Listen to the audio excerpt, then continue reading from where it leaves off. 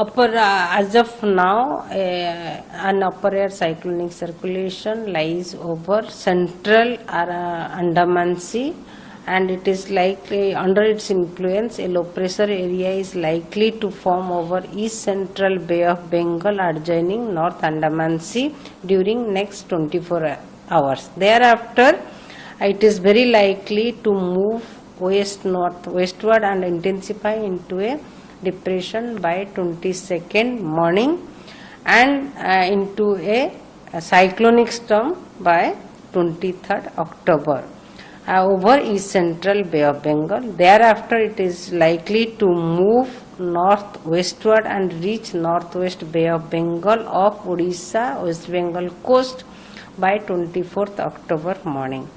And under its influence, heavy to very heavy rainfall, even extremely heavy rainfall, very likely to occur in the district of Odisha. So during on 23rd, heavy rainfall very likely in the district of coastal district of Odisha like Baleswar, Bhadrak, Jajpur, Kendrapada, Cuttack, Jagatsinghpur, Khordha, Ganjam and Gajapati district. And on 25th, heavy to very heavy rainfall very likely to occur at a few places with isolated extremely heavy falls in the district of Puri, Khordha, Ganjam and Jagatsinghpur district, and heavy to very heavy rainfall very likely in the district of Kendrapada, Cuttack, Nayagarh, Khordha and Ganjam district. Bhajpa की राजनीति से अगर दिल्ली का प्रदूषण बढ़ रहा है तो आतिशी जी, आपको तो बहुत राजनीति करनी आती है, आपको प्रदूषण कम कर देना चाहिए था। आप तो बात बनाने में माहिर हैं। यमुना में जिस तरह से झाग, पानी कहीं नजर नहीं आ रहा है, उस पानी में अगर कोई चला जाए तो मुझे लगता है केमिकल से आकर घर पर उसको नहाना पड़ेगा। वो पावन पानी, वो जो पवित्र पानी है, उसको इतना दूषित किया। दिल्ली में आज जो हालात हैं प्रदूषण के, गोपाल राय जी ने बार बार कहा कि हमने प्रदूषण को नियंत्रित कर लिया, लेकिन आंकड़े बता रहे हैं कि दिल्ली की हवा किस तरह से प्रदूषित है। आने वाले त्योहारों का पूरा मजा ये प्रदूषण का बढ़ना खराब कर देता है। तो दिल्ली की मुख्यमंत्री को अपने फेलियर का दोष औरों को नहीं देना। तो आपकी रिएक्शन क्या है? पहली रिएक्शन तो मैं पार्टी का धन्यवाद देना चाहती हूँ कि उन्होंने मुझे चौथी बार वापस एक काबिल समझा और उन्होंने मुझे पार्टी का टिकट दे दिया है। इसलिए मैं सभी नेताओं को धन्यवाद देना चाहती हूँ और उन्होंने मुझे जो विश्वास दिखाया है वो विश्वास मैं साथ करूंगी और ये बार भी पर्वती विधानसभा हम लोग बहुमत से जीतेंगे और महायुति में एक पर्वती होगी। करवा चौथ का त्योहार परिवार के लिए एक बहुत महत्वपूर्ण है, जो पति पत्नी के रिश्ते को एक अलग रूप से आज भारत की संस्कृति में मनाया जाता है। तो करवा चौथ की सभी बहनों को बहुत बहुत शुभकामनाएं और उन्होंने अपने जीवन साथी के लिए जो मनोकामना मांगी है, भगवान उसको पूर्ण करें। किस तरीके से बधाई होगी तमाम महिलाओं को? आज काफी उत्साहित रहती हैं महिलाएं, साल का सबसे बड़ा त्योहार महिलाओं के लिए रहता है। देखिए, हर त्योहार में महिलाओं की बहुत अग्रणी भूमिका होती है, लेकिन जीवन में सबसे महत्वपूर्ण रिश्ता जो होता है पति पत्नी का रिश्ता, जीवन साथी, जो कि जीवन के सुख दुख को साथ लेकर सहते हैं और आगे चलते हैं, तो उन दोनों को आज आपसी बंधन को और ज्यादा मजबूत करने का एक त्योहार है।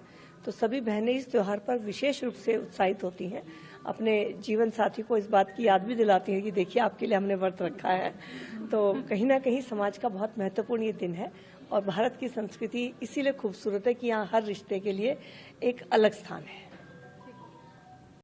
क्या कहें? देखिए, भले ही हम लोकसभा सीट हारे हैं, लेकिन हम क्या कह रहे हैं कि बीजेपी हमको जब से हम भारतीय जनता पार्टी में ज्वाइन किए हमको सम्मान ही दिए हैं और आज भी उसी सम्मान के नाते हमको जामताड़ा से उम्मीदवार बनाया। तो इसके लिए हम केंद्रीय नेतृत्व को बहुत बहुत धन्यवाद देते हैं जो हम पर विश्वास जगाए और वो सीट को हम जीता कर करके उनके झोली में सौंपने जा रहे हैं। संथाल में महिलाएं असुरक्षित हैं, उनके लिए क्या करें?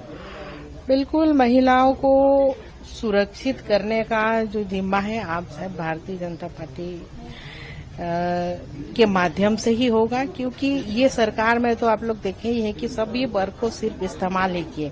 पहले युवाओं को इस्तेमाल कर लिया, आप महिलाओं को मैया सम्मान योजना के नाते प्रलोभन दे करके वोट बैंक को बढ़ाने का काम काम किए। तो इससे कुछ होने जाने को नहीं है। सिर्फ 3 महीना इनके अकाउंट में सही टाइम पर पैसा जाएंगे। इसकी 3 महीना के बाद, अभी दिसंबर के बाद बंद हो जाएगा ये योजना। तो ऐसी योजना का क्या काम, जो महिलाएं हमारे जो बहनें हैं बाद में सड़क पर नजर आएंगे, वो भी अपना अधिकार मांगेंगे।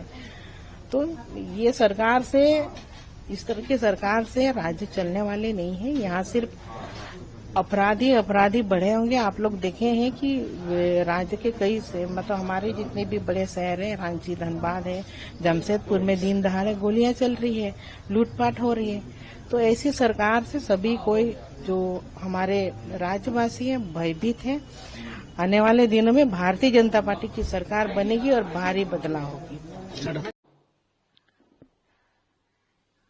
हर सुबह महायुति की सरकार अच्छे योजनाएं के साथ जनता के सामने पेश आती है।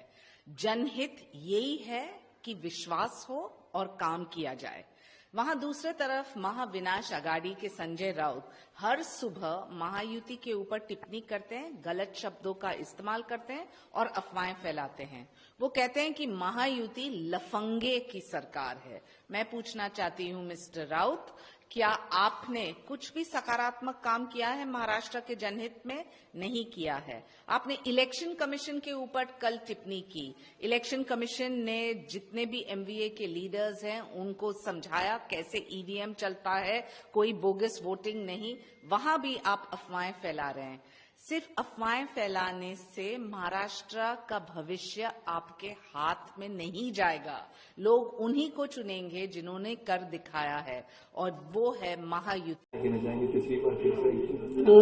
आदरणीय मोदी जी, अमित भाई शाह, देवेंद्र जी फडणवीस, चंद्रशेखर जी बावनकुळे, विनोद जी तावड़े, राव साहब जी दानवे, इन सबका मैं बहुत बहुत आभारी हूँ।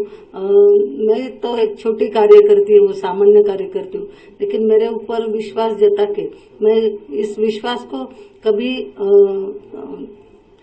फेल नहीं जाने देंगे और सार्थ करेंगे विश्वास। और अभी ये जो इलेक्शन है मैं सब नागरिक का भी धन्यवाद देती हूँ जिन्होंने 10 साल से बहुत मुझे प्रेम दिया, आशीर्वाद दिया, और इनकी वजह से आज मुझे ये सम्मान मिला है। उम्मीदवारों की लिस्ट पे जो नामों को देख रहे हैं, ऐसे में कई ऐसे नाम हैं जो कल तक आपकी पार्टी में थे, आज इस पार्टी में चुनाव लड़ रहे हैं। जी, हमारी पार्टी से तोड़कर भी बहुत सारे नेताओं को, बड़े नेताओं को ले जाया गया और उन्हें टिकट दिया गया। और एक मजेदार बात तो ये थी कि अपने आप को विश्व की सबसे बड़ी पार्टी कहते हैं, लेकिन जब चुनाव का समय आता है तो उनको अपने पार्टी में कोई नहीं मिलता है। महिलाओं की संख्या वो कहते हैं कि सबसे ज्यादा है। तो लोकसभा चुनाव में आपने देखा ही किस तरह से 3 महिलाओं को टिकट भाजपा ने दिया, और तीनों महिलाएं जेएमएम, कांग्रेस और राजद से ले जाई गई थी। तो आप इसको लेकर क्या कहेंगे? अपने आप को इतनी मजबूत पार्टी कहती है, लेकिन चुनाव के समय में उन्हें क्यों आखिर दूसरे पार्टी से और खासतौर पर जेएमएम से लोगों को लाना पड़ता है? उम्मीदवारों की लिस्ट देखकर लगता है कि मजबूत कंटेस्ट आपको दे पाएंगे वो विधानसभा चुनाव? बिल्कुल नहीं। यहाँ इतनी अच्छी तैयारी है हमारी जेएमएम और गठबंधन की कि बीजेपी इस बार भी सत्ता में नहीं आ पाएगी।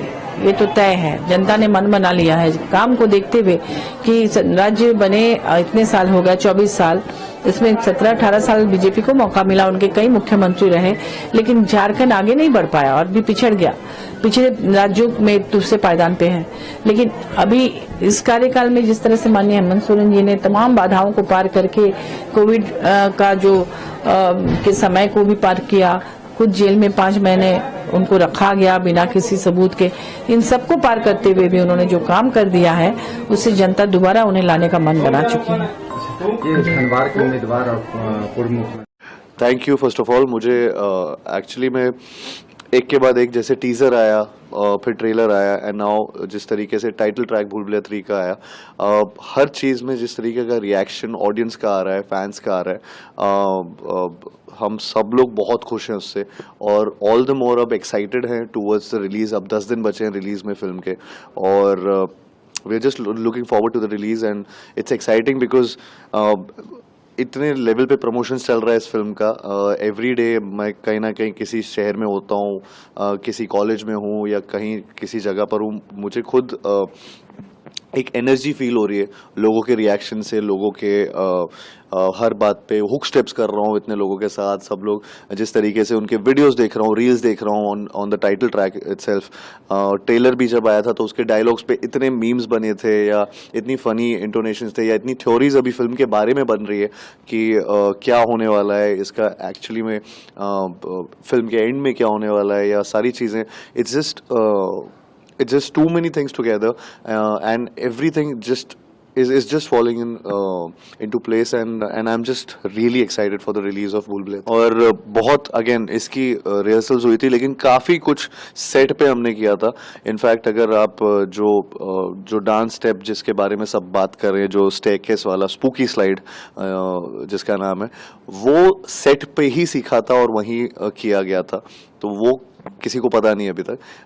सो इनफैक्ट उसकी कोई रिहर्सल नहीं हुई थी, वो वहीं पे किया गया था। एंड उसके अलावा लेकिन ऑफ कोर्स जो मेजर जो वन शॉट है शुरू का, जो पूरा का पूरा, जिसमें बहुत सारी चीज़ें, बहुत रिएक्शंस आ रहे हैं लोगों के जिस चीज़ को लेकर, आई थिंक वो उसकी रिहर्सल्स हुई थी काफ़ी दिन तक। घटना कल हुई है, गगनगिर इलाके में आतंकियों ने हमला किया है, एफकॉन का जो कैंप था, क्या रिपोर्ट है सर, कितने लोग इसमें अभी तक जो है मारे गए हैं, कितने जख्मी हैं सर? देखिए, मैं जहां तक ताल्लुक है इस हादसे की, इसको जितने भी कड़े लफ्जों में इसको कंडेम किया जाए वो कम है, और जो जाने गई हैं उनके लिए हमें बड़ा अफसोस है, और मैं जो परिवार जिन्होंने ये अपने लोग खोए हैं उनको मैं भगवान से यही दुआ करूं कि भगवान उनको हिम्मत दे, शक्ति दे, ताकि वो इस हादसे को बर्दाश्त करें, जो सदमा इनको लगा है इसको बर्दाश्त कर सकें। बाकी यह है कि जहां तक ताल्लुक है, हालात तो सुधारने पड़ेंगे और सुधरेंगे और टाइम लगेगा थोड़ा, लेकिन जहां तक ताल्लुक है कि जिन लोगों ने ये किया है उनके लिए एलजी साहब ने भी कहा है, ऑनरेबल सीएम साहब ने भी कह दिया है, तो लिहाजा मैं तो आज की डेट में यही कहूंगा कि हमें बड़ा दुख है और बड़ा अफसोस है इस हादसे के लिए। Thank you. मतलब रिपोर्ट है सर अभी? देखिए, अभी जहां तक मैं जम्मू आया था, लेकिन मेरा क्योंकि ऑफिशियल मैंने किसी से बात की नहीं अभी, तो लेकिन है कि जो हुआ गलत हुआ है और हमें बहुत अफसोस है। Thank you. जल्दी इनको मार गिराया जाएगा? मैंने कहा ना कि एलजी साहब ने भी कह दिया, ऑनरेबल डिप्टी सीएम साहब ने भी अपने बयान दे दिए हैं, तो लिहाजा डीजी जम्मू कश्मीर यूटी के जो हैं वो इस पे कार्रवाई कर रहे हैं। अब देखिए, अब मैं कश्मीर जा रहा हूं तो हम उसका जो भी है लेंगे, उसका क्या हुआ क्या नहीं हुआ। सर, शांति से इलेक्शन हुए, लगता है कि कोई उसको बिगाड़ने की कोशिश है जो पाकिस्तान? मैंने कहा ना आपको, मैंने कहा कि जहां तक ताल्लुक है कि ये अब इलेक्शन से पहले, बाद में नहीं हुआ, इलेक्शन से पहले भी ये हादसे होते रहे हैं, तो लिहाजा जो हो रहा है गलत हो रहा है और ये नहीं होना चाहिए, सरकार नहीं चाहेगी, क्योंकि हम चुने हुए लोगों के नुमाइंदे हैं और हम भी नहीं चाहेंगे और सरकार भी नहीं चाहेगी और लोग भी नहीं चाहेंगे कि हमारे में से कोई आदमी अगर वो किसी परिवार से गया तो वो भी हमारे सरकार का परिवार का हिस्से हैं, जिन लोगों के घरों में ये नुकसान हुआ है, ये हादसे हुए हैं, तो लिहाजा हमें खुद। दुनिया का वर्तमान और भविष्य एआई से जुड़ा हुआ है, लेकिन भारत के पास डबल एआई पावर की एडवांटेज है। और आपके मन में सवाल होगा कि दुनिया पास एक ही एआई है, ये मोदी के पास डबल एआई कहां से आ गई? दुनिया की नजरों में एक ही एआई है, वो है आर्टिफिशियल इंटेलिजेंस, लेकिन हमारे पास वो तो है ही, दूसरी एआई है एस्पिरेशनल इंडिया।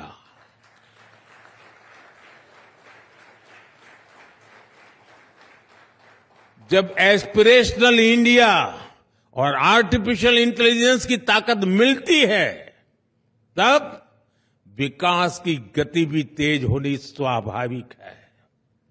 साथियों, हमारे लिए एआई सिर्फ एक टेक्नोलॉजी नहीं है, बल्कि भारत के युवाओं के लिए अवसरों का एक नया द्वार है। इसी साल भारत ने इंडिया एआई मिशन शुरू किया है। हेल्थ केयर हो, एजुकेशन हो, स्टार्टअप्स हो, भारत हर सेक्टर में एआई का उपयोग बढ़ा रहा है। हम दुनिया को भी बेहतर एआई सॉल्यूशंस देने में जुटे हैं। क्वाड के स्तर पर भी भारत ने कई सारे इनिशिएटिव लिए हैं। भारत दूसरे एआई यानी एस्पिरेशनल इंडिया को लेकर भी उतना ही गंभीर है। भारत का मिडिल क्लास, भारत के सामान्य जन, उनकी ईज ऑफ लिविंग, उनकी क्वालिटी ऑफ लाइफ, भारत के छोटे उद्यमी, एमएसएमईज, भारत के युवा, भारत की महिलाएं, हम सबके एस्पिरेशंस को ध्यान में रखते हुए नीतियां बना रहे हैं, निर्णय ले रहे हैं। साथियों, एस्पिरेशनल इंडिया का एक उदाहरण भारत में कनेक्टिविटी को लेकर हो रहा शानदार काम है। हमने फास्ट फिजिकल कनेक्टिविटी और इंक्लूसिव कनेक्टिविटी पर बहुत फोकस किया है। ये डेवलपमेंट की एस्पिरेशन रखने वाले समाज के लिए बहुत आतंकी हमले हुई है सर, कैसे देखते हैं? सबसे महत्वपूर्ण 370 की बात करते हुए उमर अब्दुल्ला क्या उसका रिएक्शन है ये? अब ये उसका रिएक्शन है नहीं है, पर जिस तरीके से ये हमला हुआ है ये चिंता की बात जरूर है। केंद्र सरकार की भी नजर इसके ऊपर है, पर जिस तरीके से नई सरकार के गठन के तुरंत बाद इस तरीके की घटनाएं वापस से शुरू हुई हैं, ये कहीं ना कहीं सवाल खड़े करती है। मुझे लगता है राज्य सरकार की भी ये जिम्मेदारी है कि इन बातों को गंभीरता से लेते हुए इस बात को सुनिश्चित करे। एक लंबे समय तक जब केंद्र के शासन में वहां पर कार्य को देखा जा रहा था, इस तरीके की घटनाओं में पूरी तरीके से रोक लग गई। और पुनः अगर ऐसे हमले हो रहे हैं, ऐसी घटनाएं घट रही हैं, तो ये चिंता की बात है और राज्य सरकार को भी गंभीरता से इसको देखने की जरूरत है। भाजपा 99 सीट पर अपने कैंडिडेट दे चुकी है। कांग्रेस की आज सीईसी है, क्या कांग्रेस भी ज्यादातर सीटों पर अपने गठबंधन साथियों के बीच गुत्थी सुलझा चुकी है? आज लिस्ट आने की संभावना है कांग्रेस की? आज कल हम लोग लिस्ट डिक्लेयर करेंगे। कल कई मीटिंग्स कैंसिल हुई शिवसेना के साथ, ये कहा जा रहा है मतभेद है कांग्रेस का। कितनी सीटों पर बातचीत आप लोगों को लगता है अभी बाकी है गठबंधन के बीच? 40 सीटों में आज अभी भी है। हमारे से ज्यादा तो महायुति में गड़बड़ है, अभी कुछ सामने नहीं आ रहा है। लेकिन मेरा ये कहना है कि हमारा भी 30-40 सीटों पे जो है वो जो सीटों का बंटवारा है वो सवाल हो जाएगा। कब तक लिस्ट बाहर आएगी? कल हम पहली लिस्ट डिक्लेयर करेंगे, ऐसा हमारा प्लान है। कल हम मिल के तीनों लोग प्रेस कॉन्फ्रेंस में लेने का हमारा प्लान है। तो कल हम मुंबई जाने के, आज रात को मुंबई जाएंगे। मुंबई में हम लोग नेताओं से बात करेंगे, हमारे साथी दलों में, और कल हम लोग एक साथ ये डिक्लेयर करेंगे, ऐसा हमारा प्लान है। एक आरोप इस वर्ष जो पुलिस स्मृति दिवस हुआ है, इसमें हमारे विगत वर्ष में जो हमारे 4 साथी शहीद हुए थे, उनको हमने सबसे पहले श्रद्धांजलि दी है। उन चारों के परिजन यहाँ उपस्थित हुए थे, माननीय मुख्यमंत्री जी द्वारा उनको स्वयं सम्मानित भी किया गया। इस वर्ष हमने पीछे एक झांकी भी लगाई है, जिसमें राजगठन के पश्चात अब तक जो 72 पुलिसकर्मी हमारे शहीद हुए हैं, उनको भी हमने श्रद्धांजलि दी है। और आज मैं विशेष रूप से माननीय मुख्यमंत्री जी का, उत्तराखंड सरकार का और शासन के सभी वरिष्ठ अधिकारियों का विशेष रूप से धन्यवाद देना चाहूँगा कि उन सभी ने हमारी समस्याओं को समझते हुए, हमारे बलिदान का, हमारे त्याग का सम्मान करते हुए जो माननीय मुख्यमंत्री जी ने 4 महत्वपूर्ण घोषणाएं की हैं, ये आगामी दिनों में उत्तराखंड पुलिस के सभी कर्मियों के कल्याण में बहुत वृद्धि करेंगी। और जो वो समाज में, जो समाज के प्रति जो उनका सेवा भाव है, जो समर्पण भाव है, जो इस निष्ठा से और जिस साहस से वो ड्यूटी कर रहे हैं, उसमें दिन दुगनी रात चौगनी वृद्धि होगी। हमारे लिए एक बहुत ही इम्पोर्टेंट दिवस है। हम आज अपने साथियों के याद में, उनकी याद पे श्रद्धांजलि देते हैं। ऐसे साथी जिन्होंने इंडिपेंडेंस से अभी तक 35,000 से ज्यादा ऐसे साथी जिन्होंने अपना सर कुछ न्यौछावर कर दिया देश के ऊपर, समाज के ऊपर, इसकी अखंडता, इसकी एकता को बनाए रखने के ऊपर। हमारे लिए एक तरफ दुख की बात है, एक तरफ गर्व की भी बात है। चेष्टा हमारी रही है कि चाहे जैसी भी समस्या हो राज्य में या राष्ट्र में, पुलिस हमेशा आगे बढ़ के उसको एक चुनौती के रूप में हैंडल करे और मैक्सिमम एफर्ट हो, इवन टू द एक्सटेंट कि हम अपने आप को कुर्बान कर दें उस पर कि लॉ एंड ऑर्डर और पीस बरकरार रहे। नॉर्थ जम्मू कश्मीर से लेके कन्याकुमारी, नॉर्थ ईस्ट से लेके वेस्टर्न कोस्ट तक सभी जगह कई तरह की समस्याएं हैं।